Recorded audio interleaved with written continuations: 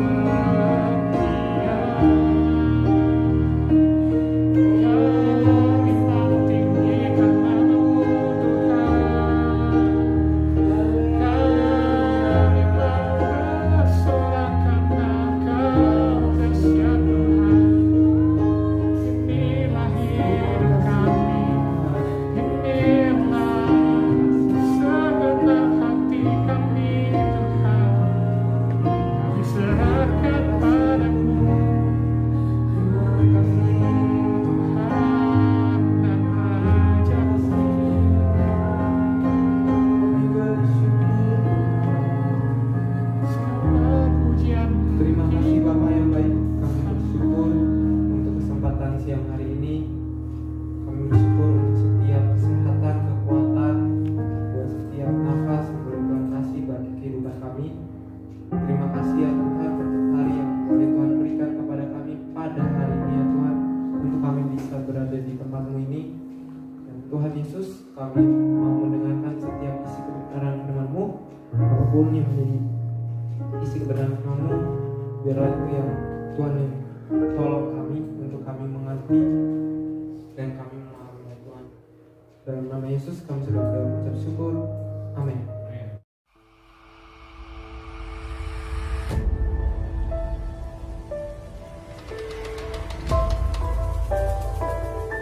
Hari ini kita mau bahas balik lagi, jangan bosan-bosan, kita mau belajar tentang Saul ya. Siapa yang tahu Saul itu siapa? Raja pertama orang Israel. Oke, yang dipilih Tuhan secara langsung.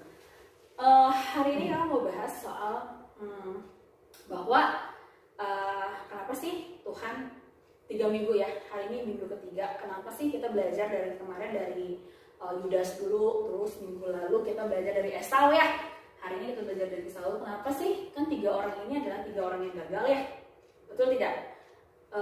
Lalu kenapa Tuhan masih memilih orang yang gagal? Gitu kan ya, kita mau belajar. Kenapa sih kita mau belajar mengerti pikirannya Tuhan? Kita mau belajar isi hatinya Tuhan. Kenapa? Kan Tuhan itu maha tahu. Kenapa Tuhan pilih orang yang gagal? Kalau Tuhan tahu, maha tahu, artinya Tuhan tahu di masa depan Esau akan gagal, di masa depan Yudas akan gagal, di masa depan Saul juga akan gagal. Tapi kenapa Tuhan yang maha tahu kok bisa pilih orang yang di masa depan akan gagal? Kenapa ya kok Tuhan masa depan memilih orang yang gagal. Apakah itu termasuk kita? Kadang kan kita siapa sih yang tidak pernah gagal? Oke, pernah gagal semua kan? Kakak pun pernah mengalami kegagalan dan beberapa kali gagal, sedih. Lalu arti apakah waktu kakak gagal tuh Tuhan salah memilih kakak? Kalau Tuhan salah pilih kakak, berarti Tuhan nggak bener dong sebenarnya ya. Artinya Tuhan salah dong kalau salah memilih orang, bener nggak? Berarti Tuhan itu adalah Tuhan yang kok bisa salah gitu ya. Itu kan pasti timbul pertanyaan-pertanyaan itu. Tapi hari ini kita belajar sama-sama Tuhan itu seperti apa sih? Kenapa kita mau ngerti hatinya Tuhan, kita mau ngerti pikirannya Tuhan. Oke, yang pertama, Allah adalah kasih. Kita baca ya di belakang ya. Di 1 Yohanes 4 ayat 8. Yuk sama-sama kita bagi berdiri. 1, 2, 3. Barang siapa tidak mengasihi, ia tidak mengenal sebab Allah adalah kasih. Ya, silakan duduk. Allah adalah kasih. Allah memiliki kasih di dalam dirinya. Bukan hanya memiliki kasih, tapi Allah adalah kasih itu sendiri. Jadi kalau manusia punya kasih nggak? Manusia punya kasih, punya. Contohnya kenapa? Karena kita bisa menyayangi saudara kita bisa menyayangi orang tua kita. Manusia punya kasih. Tapi Tuhan adalah sumber kasih itu sendiri. Kalau kasih manusia bisa hilang nggak? Kasih manusia bisa hilang. Kadang-kadang kita pernah sebel nggak sama orang tua? Artinya kasih kita bisa hilang. Tapi Tuhan yang adalah kasih dan dirinya adalah kasih itu sendiri, Dia tidak, kasih yang ada dalam diri itu tidak bisa kadang-kadang ada, kadang-kadang tidak ada. Karena adakah kasih? Ya Allah itu adalah kasih. Jadi Allah yang adalah kasih itu tidak bisa tidak mengasihi. Jadi kalau saat ini Allah mengasihi kakak, di masa depan Allah juga akan mengasihi kakak. Nanti sampai kakak tua pun Tuhan akan tetap mengasihi kakak karena Dia adalah Allah yang setia. Makanya ada kasih setia. Setia, kasihnya itu tetap ada, tidak akan pernah berubah, tidak akan pernah hilang. Yang kedua, Allah itu mengasihi kita manusia. Ketika Allah itu adalah kasih, harus ada objek dong yang harus dikasihi, betul? Objeknya itu adalah manusia. Jadi kalau kita manusia, Tuhan itu pasti mengasihi kita. Ingat, kasihnya itu tidak pernah berubah, kasihnya itu tidak pernah berakhir, tidak kadang ada, kadang tidak, enggak, selalu ada kasihnya hari ini, besok, lusa, atau seumur hidup kita. Dan yang ketiga, Allah yang mengasihi akan ingin mengasihi kita nih, selalu ingin melihat orang yang dikasihinya itu hidup berbahagia. Ya kan? Contohnya kita mengasihi orang tua kita. Siapa di sini yang senang kalau lihat orang tuanya bersedih? Gak ada. Karena kita tuh mengasihi orang tua kita ingin orang tua kita bahagia. Dan karena Allah itu kasih, Allah itu baik. Ingat, orang yang kasih, pribadi yang mengasihi itu pasti pribadi yang baik. Waktu kita mengasihi orang tua, apakah kita senang berbuat jahat kepada orang tua kita? Enggak ya. Waktu kita mengasihi orang tua kita, pasti kita ingin melakukan yang baik buat orang tua kita. Betul apa tidak? Sama dengan Allah. Allah itu juga baik.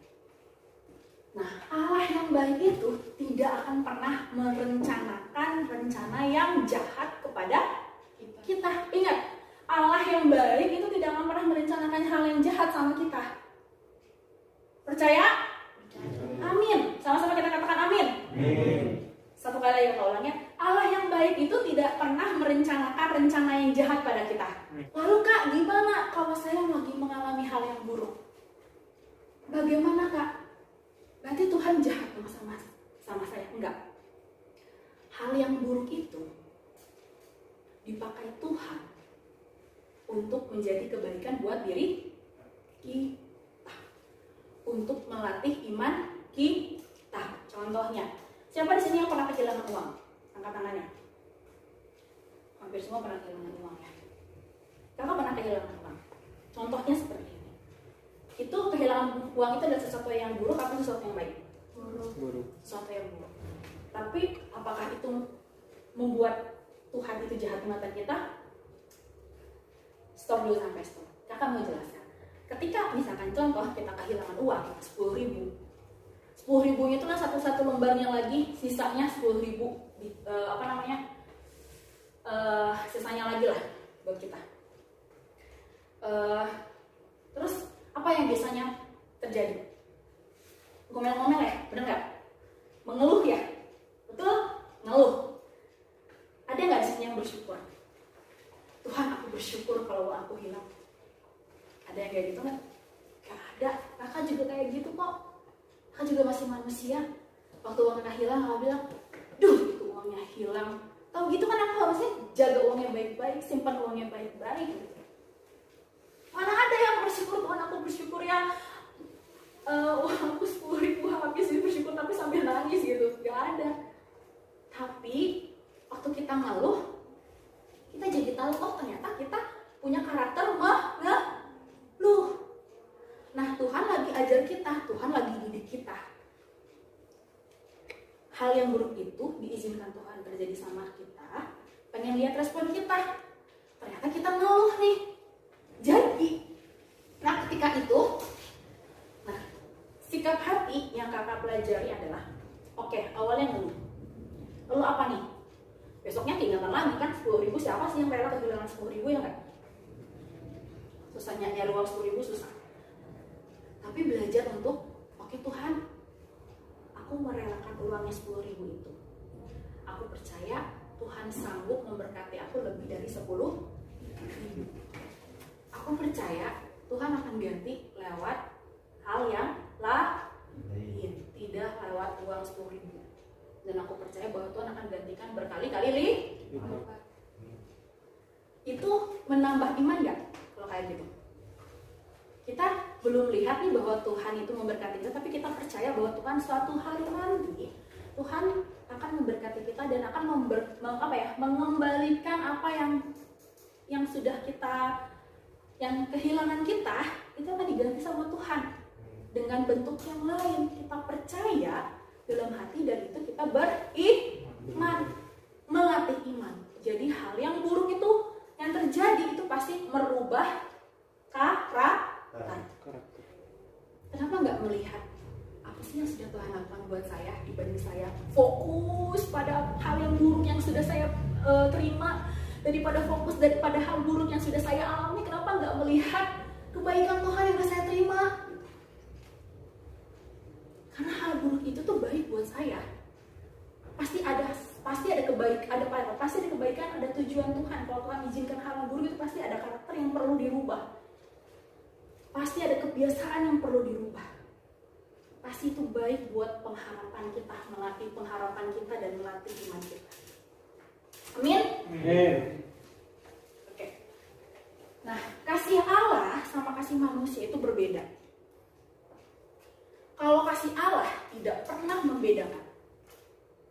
Ya, kemarin sempat disinggung dua minggu yang lalu bahwa kasih Allah itu tidak melihat orang kaya dan orang miskin, tidak melihat suku tertentu, ya, tidak melihat warna kulit tertentu, tidak melihat gender laki-laki atau perempuan, tidak melihat dia bekerja atau dia pengangguran, gak ada. Manusia kasihnya yang kadang-kadang kalau kita mengasihi teman kita hanya mengasihi teman yang baik sama kita aja. Kalau yang jahat sama kita, mau nggak kita mengasihinya dia? Boro-boro. Aku mah nggak mau Kak mengasihi orang dia jahat sama aku kok. Orang dia nggak pernah ngasih apa-apa sama aku kok. Pernah kayak gitu? Itu kasih manusia. Kasih manusia selalu ada syaratnya. Sedangkan kasih Tuhan tidak pernah membedakan. Ya. Dan Tuhan juga memberikan kesempatan yang sama. Manusia yang kadang-kadang kasihnya gak mau kasih kesempatan. Jadi kalau teman kita udah berbuat salah sama kita, boro-boro deh kita kasih kesempatan untuk dia memaafkan kita memberi dia kesempatan untuk minta maaf sama kita. Kadang kita gengsi ya untuk menerima permintaan maaf teman kita atau saudara kita. Atau bahkan kita gengsi untuk minta maaf sama orang lain, padahal kita yang salah sama orang lain. Oke, Tuhan memberi memberikan kesempatan yang sama. Contohnya apa lagi? Alkitab bilang gini, aku memberikan hujan kepada semua orang, kepada orang baik dan kepada orang fasik. Artinya Tuhan juga sekalipun kepada orang jahat, Tuhan tetap memberikan hujan, tetap memberikan matahari yang sama, tetap memberikan udara yang sama. Siapa kita yang bisa menilai orang lain jahat atau baik ya? Tuhan aja memberikan kesempatan yang sama. Bayangin di dunia ini ada orang baik sama orang yang jahat, tapi Tuhan tetap kasih udara yang sama ya buat orang yang baik, orang yang jahat, betul? Memberikan udara yang sama buat orang yang berdosa dan orang yang hidup dalam kebenaran, betul? Jadi Tuhan memberikan kita kesempatan yang sama untuk apa? Kita kesempatan yang sama untuk melakukan kehendaknya Tuhan, untuk masuk dalam rencananya Tuhan. Oke, kita masuk ya ke rencana Allah bagi Saul. Tadi kan udah bilang tuh kakak bahwa Allah yang baik itu tidak mungkin merencanakan hal yang jahat. Tahu nggak? Allah itu pilih Saul, sekalipun Tuhan tahu bahwa Saul akan gagal, akhir hidupnya akan bunuh diri, tapi Tuhan juga memberikan kesempatan yang sama untuk Saul. Ada Daud nih, berbanding terbalik kan, kalau Daud raja kedua orang Israel. Kalau Daud itu ketika dia berbuat dosa dia bertobat. Nah, kalau Saul hatinya keras, ketika dia berbuat dosa, ditegur sama Samuel, dia tetap terus berbuat dosa. Hatinya, Tuhan kan baik lagi melihat hati ya. Kalau Saul badannya tegap, tinggi, bagus, cocok untuk jadi raja. Sedangkan Daud badannya mungil, berbanding terbalik sama Saul deh. Tapi Tuhan bilang bukan apa yang dilihat manusia, tapi Tuhan melihat hati. Nah, hatinya Saul itu keras, sedangkan hatinya Daud itu mau diajar, lemah lembut. Dia merendahkan hati di hadapan Tuhan. Jadi tiap kali melakukan dosa, dia berkabung. Dia memohon ampun kepada Tuhan. Makanya ada benar mazmurnya Daud. Kita baca ya, kakak yang bacakan ini. Besok kira-kira waktu ini aku menyuruh padamu seorang laki-laki dari tanah Benyamin, engkau akan mengurapi dia menjadi raja atas umatku. Ini firman Tuhan pada Samuel, bahwa nanti Samuel akan mengurapi raja nih. Nah, ia akan menyelamatkan umatku dari tangan orang Filistin, sebab aku telah memperhatikan sengsara umatku itu, karena teriakannya telah sampai kepadaku. Ayat 17, ketika Samuel melihat Saul, maka berfirman Tuhan kepadanya, inilah orang yang disebutkan kepadamu itu, orang ini akan memegang tampuk pemerintahan atas umatku. Dari kedua ayat ini ada 3 poin. Rencana Tuhan atas Saul. Waktu Tuhan memilih Saul, pertama, Saul itu akan menjadi raja, pemimpin bangsa Israel, teladannya bangsa Israel. Lalu nanti Saul adalah raja yang akan menyelamatkan bangsa Israel dari musuh-musuhnya. Saul akan memimpin peperangan dan Saul akan mengalami kemenangan demi kemenangan waktu peperangan. Itu yang Tuhan rencanakan kepada Saul. Lalu rencana Allah pada kita apa? Tuhan juga punya rencana sama kita. Kalau Tuhan punya rencana sama Saul, Tuhan juga punya rencana sama kita. Rencana Tuhan adalah pas untuk memuliakan Tuhan. Rencana Tuhan pas untuk apa ya? Tuhan tuh pasti merencanakan sesuatu tuh pasti bukan tanpa tujuan. Orang dia Allah yang visioner, yang selalu punya visi buat umat-umatnya. Artinya ada tujuan yang harus dilakukan. Gak mungkin Tuhan menciptakan kita dengan asal-asalan. Tapi yang satu yang pasti, apapun tujuan hidup kita itu untuk memuliakan nama Tuhan. Nah, memuliakan nama Tuhan itu seperti apa sih, Kak? Memuliakan nama Tuhan itu seperti apa? Kita baca ya, Kolose 3 ayat 23, kita bangkit berdiri. 1, 2, 3. Kolose 3. apapun juga yang kamu perbuat, perbuatlah dengan segenap hatimu seperti untuk Tuhan dan bukan untuk manusia. Ya, silakan duduk. Memuliakan Tuhan itu simpel. Tuhan tuh pasti punya satu tujuan yang spesifik, tapi tujuannya sama, untuk memuliakan Tuhan. Lalu bagaimana caranya Kak supaya kita memuliakan nama Tuhan itu apa? Apapun yang kita perbuat, lakukanlah itu untuk Tuhan. Oke? Waktu kita sekolah, untuk Tuhan. Waktu saya bekerja, untuk Tuhan. Kalau saya belajar, saya mau lakukan itu untuk Tuhan. Kalau saya mau jaga warung, bantu mama, itu untuk Tuhan. Kalau saya mau bantu orang tua saya cuci piring di rumah, itu untuk Tuhan. Kalau saya mau bantuin ngepel, itu untuk Tuhan. Kalau saya bantu orang tua masak, itu untuk Tuhan. Itu sudah memuliakan nama Tuhan. Ketika apa yang kita lakukan, tujuan kita untuk Tuhan, itu memuliakan nama Tuhan. Jadi apa yang kita lakukan itu untuk Tuhan. Tapi ketika kita melakukan sesuatu bukan untuk Tuhan, nah untuk siapa dong? Ya kan? Pertanyaannya gitu kan? Kalau kita sekolah, bekerja, kuliah, bantu orang tua,